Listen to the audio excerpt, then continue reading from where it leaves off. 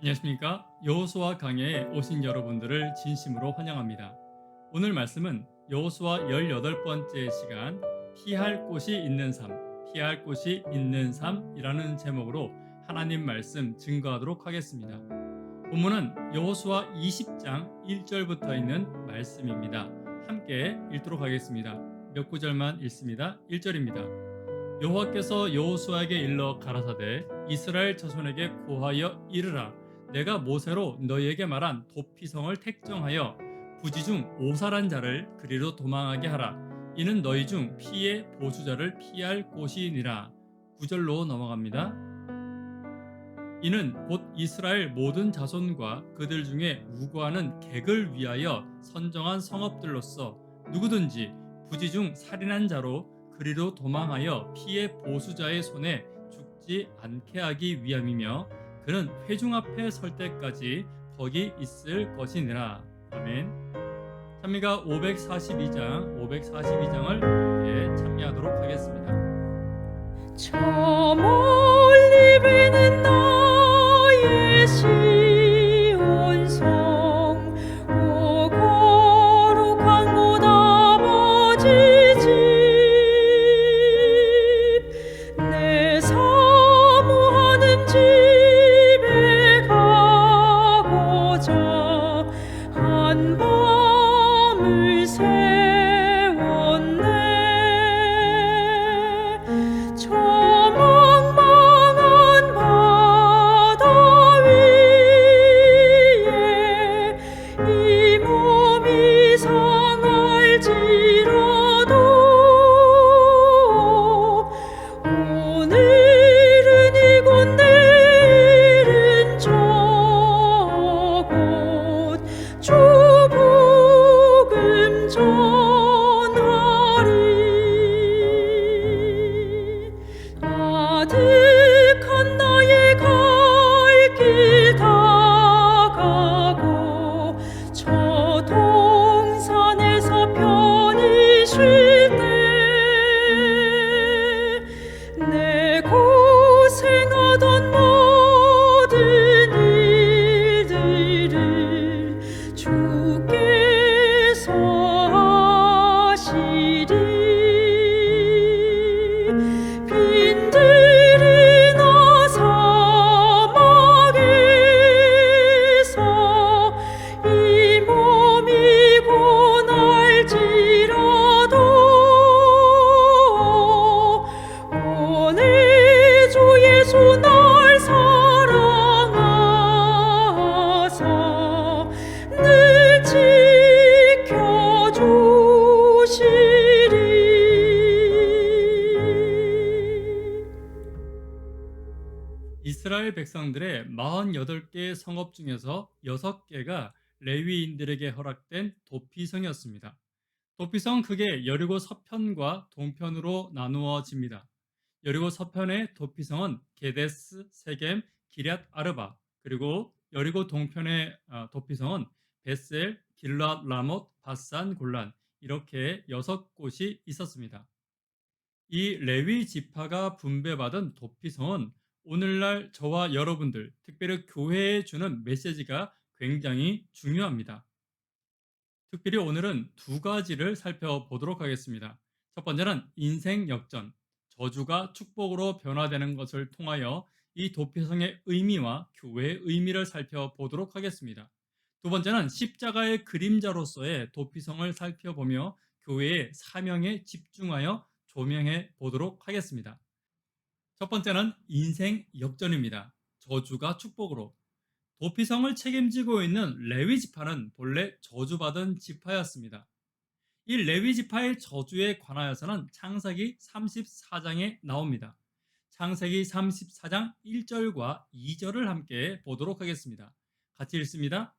레아가 야곱에게 낳은 딸 디나가 그 땅 여자를 보러 나갔더니 히위 족속 중 하몰의 아들 그 땅 추장 세겜이 그를 보고 끌어들여 강간하여 욕되게 하고, 우리가 다 잘 아는 사건입니다. 디나의 강간 사건으로 인하여 야곱의 아들들이 불같이 화를 내게 됩니다. 그리고 그 중에 시몬과 레위가 히위 족속을 속여서 할례를 받게 합니다. 하나님의 이름을 팔아서 속이게 되죠. 그리고 희위 족속이 가장 고통스러운 가운데 있을 때 희위 족속을 몰살시켜 버립니다.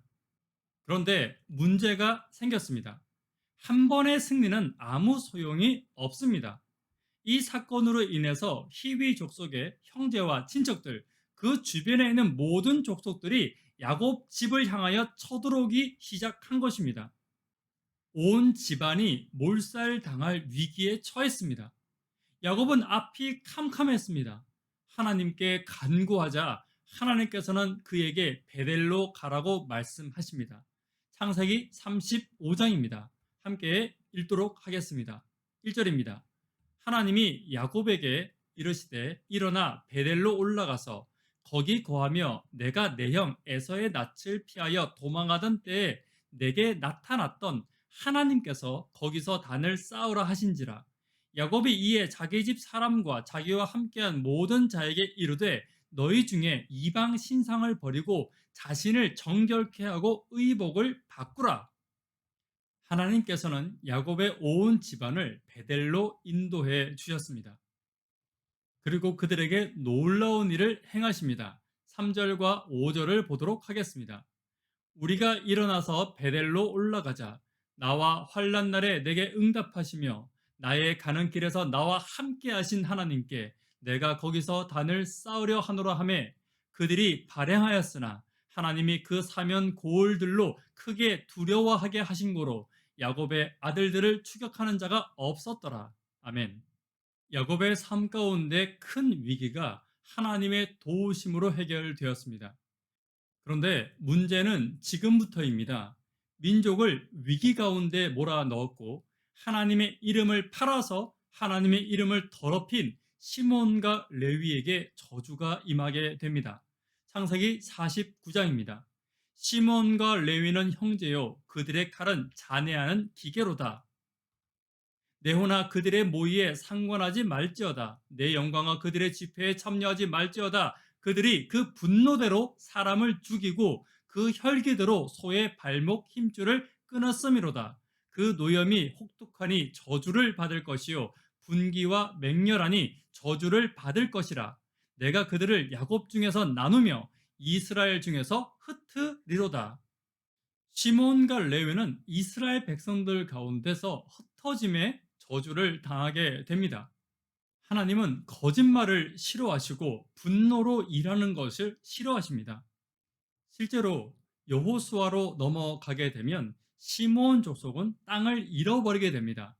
여호수아 19장 9절입니다. 시므온 자손의 이 기업은 유다 자손의 기업 중에서 취하였다라고 이야기하고 있습니다. 이 말은 시므온 족속은 땅을 분배받지 못하고 여러 족속 중 특히 유다 족속 가운데로 흡수되어 사라졌다라고 말하고 있습니다. 그리고 레위 자손 역시 흩어짐의 저주를 받게 됩니다. 그러나 이 사건은 하나의 전환점을 맞이하게 됩니다. 성경 보도록 하겠습니다. 출애굽기 32장 22절로 29절입니다. 22절입니다. 아론이 가로되 내 주여 노하지 마소서 이 백성의 악함을 당신이 아나이다. 내가 그들에게 이르기를 금이 있는 자는 빼어내라 한즉 그들이 그것을 내게로 가져왔기로 내가 불에 던졌더니 송아지가 나왔나이다. 이에 모세가 진문에 서서 가로되 누구든지 여호와의 편에 있는 자는 내게로 나오라 하매 레위 자손이 다 모여 그에게로 오는지라.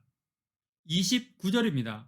모세가 이르되 각 사람이 그 아들과 그 형제를 쳤으니 오늘날 여호와께 헌신하게 되었느니라. 그가 오늘날 너에게 복을 내리시리라. 아멘. 이 사건 여러분들 기억하시죠? 모세가 시내산에 올라갔을 때 백성들이 우상 숭배를 하게 됩니다. 그들 가운데 하나님을 택할 자를 모세가 불러내었을 때 레위 족속이 나와서 친척과 형제들을 죽이는 일을 담당하게 됩니다. 가슴 아픈 일이지만 하나님께서는 레위 자손의 충성에 복을 허락하여 주십니다. 그런데 또 문제가 생겼습니다. 그들은 저주도 받았고 축복도 받았습니다. 흩어지리라 라는 창세기의 저주와 여호수아에 나와 있는 그들의 헌신에 관한 복이 함께 내려지게 된 것입니다. 흩어졌는데 복은 받아야 되는 것입니다. 이 복이 어떻게 성취되었습니까? 하나님께서는 놀라운 은혜로 이 두 예언을 합하여 주십니다. 흩어졌으나 축복받는 민족이 되게 하신 것입니다. 레위 지파는 각 족속과 지파들에게 섞여 나가 흩어지게 됩니다. 그러나 그들은 레위 지파로서의 정통성을 여전히 가지게 되었고, 그들은 그곳에서 가장 은혜롭고 가장 복스러운 족속으로서 하나님의 일을 하는 족속이 되게 하신 것입니다. 저와 여러분들의 삶도 레위 지파와 다르지 않습니다. 저와 여러분들은 죄로 인하여 저주받았고 예수 그리스도의 십자가의 은혜로 구원도 받았습니다. 이 땅에서 죄의 저주 아래 살고 있는 백성이지만, 그러나 하나님께서는 은혜를 저와 여러분들에게 부어 주셨습니다. 그래서 죄된 저와 여러분들이지만 하나님의 일을 하게 하시고 영혼을 구원하는 일에 저와 여러분들과 함께 동력하고 계신 것입니다. 바로 그래서 이 땅의 레위인들이 바로 하나님의 백성들이며, 바로 레위인들의 도피성이 바로 교회인 것입니다. 저와 여러분들에게 내려졌던 죄의 저주가 축복으로 바뀌었듯이, 이 땅에 있는 모든 하나님을 모르는 백성들의 죄의 저주를 축복으로 바꾸는 사명을 오늘 저와 여러분들에게 주신 것입니다. 바로 교회에게 주신 것입니다. 오늘 저와 여러분들의 삶을 저주에서 축복으로 바꾸어 놓으신 하나님의 은혜에 감사하시며, 또 다른 영혼들에게 하나님의 축복과 은혜를 나누시는 저와 여러분 되기를 간절히 바랍니다. 두 번째입니다. 두 번째, 도피성, 십자가의 그림자입니다. 도피성은 매우 특별한 규칙을 가지고 있었습니다. 첫 번째는 6개가 일정한 거리에 있었습니다. 그래서 어디로 가든지 그 거리가 꼭 같았습니다. 두 번째는 높은 지대를 선정해서 눈에 잘 띄게 만들었습니다. 세 번째, 항상 길은 잘 정돈되어져 있었습니다. 이 도피성은 도피성 이상으로서의 의미를 가지고 있습니다. 바로 예수 그리스도를 의미하는 곳입니다. 누구든지 그곳에 와서 용서받을 수 있으며, 누구든지 그곳에 와서 죄사함을 받을 수 있는 곳, 그리고 누구든지 그곳에서 안식을 얻을 수 있는 곳, 바로 예수 그리스도를 상징하는 곳입니다. 그래서 도피성의 의미를 살펴보면 이렇습니다. 첫 번째, 도피성은 예수님이 누구인지를 보여주고 있습니다. 두 번째, 하나님의 품성을 알려주고 있습니다. 세 번째, 죄로부터 구원받은 하나님의 백성들이 어떤 삶을 살아야 할지를 도피성을 통하여 알려주시고 있는 것입니다. 히브리 6장 17절부터 20절에 있는 말씀을 보시면, 19절만 보면 우리가 이 소망이 있는 것은 영혼의 닷 같아서 튼튼하고 견고하여 휘장 안에 들어가나니 라고 기술하고 있습니다. 이 말은 상징적으로 도피성을 의미하고 있는 것입니다. 튼튼하고 견고한 휘장 안으로 들어가기만 한다면 누구든지 다 구원받을 수 있다라는 표상입니다. 바로 예수 그리스도에 대한 표상이라고 말하고 있습니다.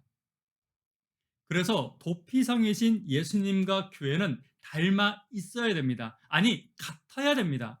첫 번째, 신명기 19장에 보시면 항상 도로가 잘 닦여져 있어야 했습니다. 여러분, 교회는 예수 그리스도께로 오는 모든 길을 잘 닦아 놓아야 됩니다. 어떤 누구라도 교회에 온다면 예수 그리스도를 발견할 수 있어야 됩니다. 교회의 환경과 교회의 모습과 예배의 모습과 성도들의 모습, 그 모든 곳에서 예수 그리스도를 발견하는데 거침이 되는 것은 하나도 없어야 합니다. 두 번째로, 도피성은 이방인도 차별이 없었습니다. 모든 사람이 다 공평하게 환영받았고 쉴 수 있었고 안식을 얻었습니다. 물론 교회 안에 차별이 있다는 말은 아닙니다. 그러나 혹 우리 마음 가운데 더 높은 사람과 낮은 사람, 혹은 더 가치 있는 사람과 가치 없는 사람을 나누는 법이 없는지 살펴보아야 하는 것입니다. 세 번째로, 대문은 늘 열어두는 곳이 되어야 합니다. 예수님께로 오는 누구도 막아서는 안 되는 것입니다. 이것은 단지 교회의 문만을 의미하는 것은 아닙니다. 아까도 말씀드렸다시피 교인들의 삶과 교인들의 마음과 교인들의 행동가짐 그 모든 것들이 예수께 오는 발걸음을 막아서는 안 됩니다. 특별히 오늘 나의 삶과 나의 태도가 예수님을 제대로 증명하고 예수님을 제대로 비치고 예수님을 제대로 소개하고 있는지를 끊임없이 살펴보게 되시기를 간절히 바랍니다. 네 번째는 마실 것과 쉴 곳이 충분해야 합니다. 교회는 그런 곳입니다. 단순히 육신적인 먹을 것과 마실 것도 충분해야 하지만 또 다른 것은 영적인 것이 풍족히 넘쳐나는 곳이 되어야 됩니다. 누구든지 교회에 오면 말씀을 풍족하게 먹을 수 있어야 합니다. 누구든지 교인을 만나면 하나님의 영광을 발견할 수 있어야 합니다. 누구든지 그리스도인을 만나게 된다면 하나님의 사랑을 경험할 수 있어야 하는 것입니다. 특별히 다섯 번째, 도피성에서는 반드시 살아나야 합니다. 여러분, 교회를 찾은 누구라도 하나님 안에서 생명을 얻을 수 있도록 기도와 말씀과 또한 성령을 통하여 그 영혼을 위하여 집중적으로 기도하고 그를 위하여 간구하는 일이 반드시 필요합니다. 교회 한 영혼 한 영혼은 예수 그리스도의 십자가의 가치만큼 가치 있는 존재입니다. 여러분, 이 교회가 단 한 영혼도 잃어버리지 않게 되기를 간절히 바랍니다.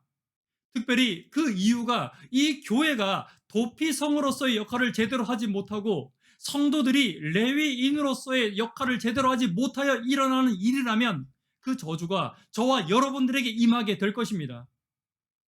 호세아 6장 8절로 10절을 보시면 길르앗과 에브라임에 대해 나옵니다. 이 두 곳은 다 도피성이 있는 곳이었습니다. 그런데 그 두 도피성의 레위인들이 했던 일이 있습니다. 그들은 이방인들을 제대로 취급하지 않았습니다. 그리고 살인자와 도망하는 자들이 그곳에 왔을 때 그 제사장들과 그 레위인들은 그들을 팔아먹는 일을 했습니다.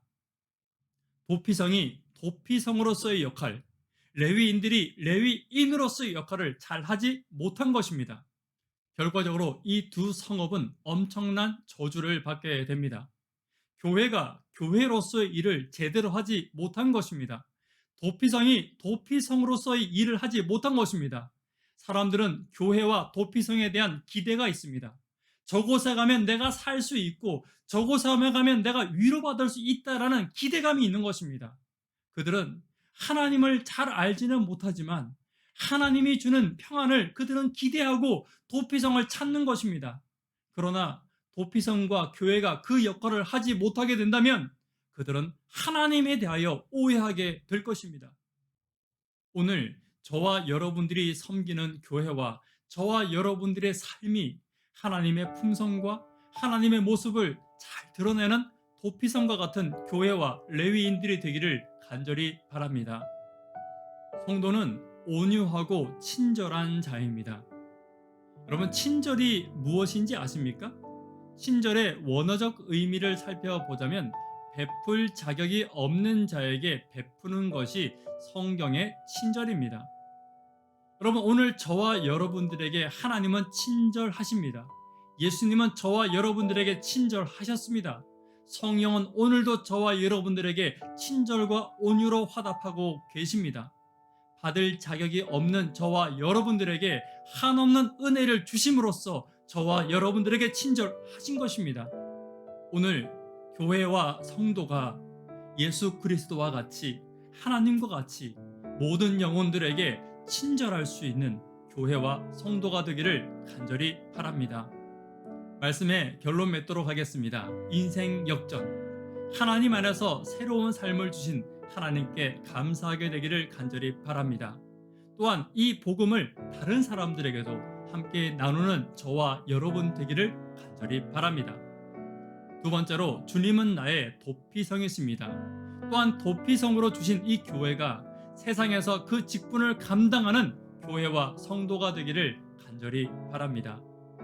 이 시간 잠깐 소그룹별로 가능하신 분들은 기도해 주시기를 부탁드리겠습니다. 이 시간 기도 제목 함께 나누도록 하겠습니다. 함께 가족과 함께 예배 드리시는 분들은 가족과 함께 기도해 주시고, 개인별로 기도하시는 분들은 개인별로 기도해 주시기를 부탁드리겠습니다. 기도하시고 오늘 예배를 마치도록 하겠습니다. 감사합니다. 남은 일주일도 승리하시기를 기도하겠습니다.